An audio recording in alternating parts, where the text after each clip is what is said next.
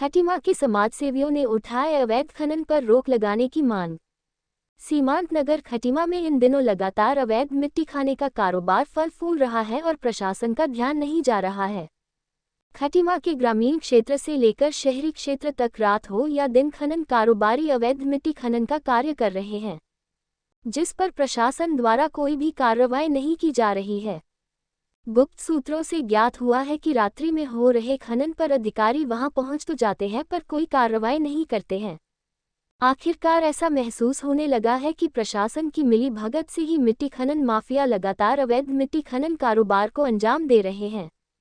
ग्रामीण क्षेत्र से शहरी क्षेत्र की सड़कों को ओवरलोड वाहन चलाकर जगह जगह गड्ढा बना रहे हैं। इसी संदर्भ में आज खटीमा के समाजसेवियों द्वारा तहसीलदार हिमांशु जोशी को ज्ञापन सौंपकर अवगत कराया गया कि अवैध मिट्टी खनन पर रोक लगाई जाए, क्योंकि इसकी वजह से क्षेत्र में बनी सड़कों का ओवरलोड वाहनों के कारणवश नुकसान हो रहा है। इस पर सड़क क्षतिग्रस्त हो रही है। वहीं तहसीलदार हिमांशु जोशी द्वारा मीडिया से रूबरू होते हुए बताया गया कि आज कुछ समाजसेवियों द्वारा हमें ज्ञापन दिया गया है, अवैध मिट्टी खनन चल रहा है उसके संदर्भ में, और अवैध मिट्टी खनन पर हमारे द्वारा लगातार कार्यवाही की जा रही है और आगे भी कार्यवाही जारी रहेगी।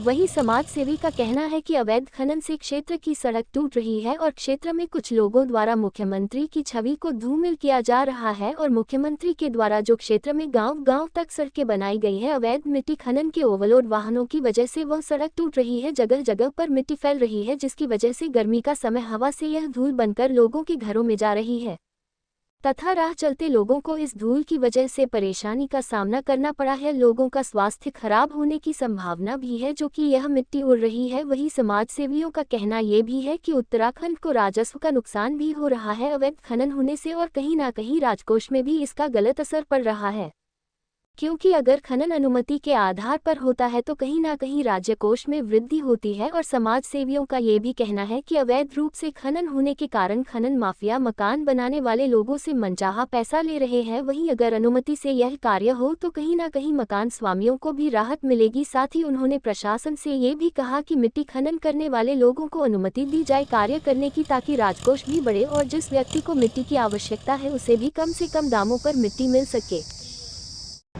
इसमें बीजेपी के कुछ कार्यकर्ताओं द्वारा अवैध खनन की शिकायत की गई है। अवैध खनन पर हमारी प्रशासन की कार्रवाई लगातार पहले भी चलती रही है, आगे भी चलती रहेगी।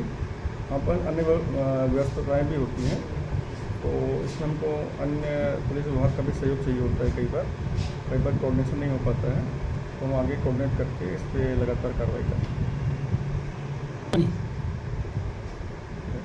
हाँ, हमारे द्वारा लगातार छापेमारी की जा रही है और एसडीएम साहब भी लगातार रात में गश्त कर रहे हैं। मौका मिलने पर मैं भी गश्त कर रहा हूँ, तो आगे भी कार्रवाई हमारी होती रहेगी। बरकरार होती रहती है, रेगुलर वे में होती रहती है।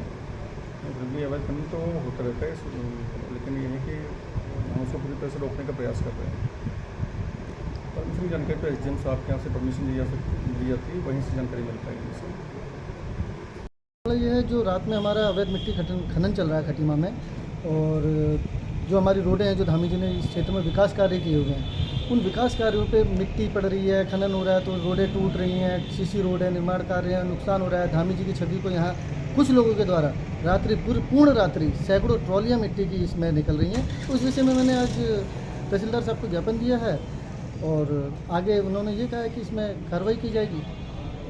बिल्कुल, जो धामी जी के बारे में कह रहे हैं उन पर कार्रवाई होगी और उचित कार्रवाई होगी, और इस पर मेरे को लगता है कि बहुत जल्द, आज ही से मेरे को लगता है कि रोक लग जाएगी। और कल रात्रि भी पुलिस के द्वारा, एडीएम साहब के द्वारा छापामारी करी थी, जिसमें एक ट्रॉली को सीज भी किया गया है। और कल रात मैंने देखा था वहाँ करीबन 20-30 ट्रैक्टर ट्रॉली काम कर रहे थे, 2 जेसीबी काम कर रही थी। उसके बाद बाकी लोग इधर उधर हो गए थे, एक ट्रैक्टर सीज हुआ है।